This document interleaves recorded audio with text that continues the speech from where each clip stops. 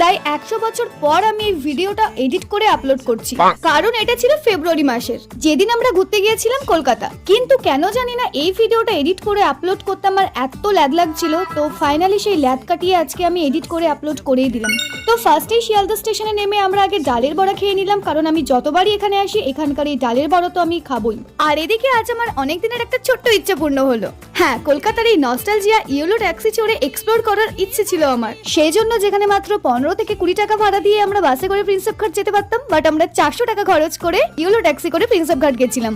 তারপর পৌঁছেই চারিদিকটা একটু ঘুরছিলাম, আর ঠিক তখনই একজন তার ইনস্টাগ্রামের জন্য একটা ভিডিও করার অ্যাপ্রোচ করছিল, তো সেটাই করছিলাম। আর শুট করা এই ভিডিওটাই এখন ইনস্টাগ্রামে 1.5 মিলিয়ন ভিউজ। তো তারপর আমরা ওই গঙ্গার ধারের দিকে যাচ্ছিলাম, আর তার আগে এখান থেকে একটু ঘটি গরমও নিয়ে নিলাম। আর এই দিকটায় এত সুন্দর হাওয়া দিচ্ছিল, মনে হচ্ছিল যেন এখানেই দাঁড়িয়ে থাকি। তো যাই হোক, এরপর আরো মজা করেছি, আরো ঘুরেছি, তো সেইগুলো তোমাদের সাথে নেক্সট পার্টে শেয়ার করছি।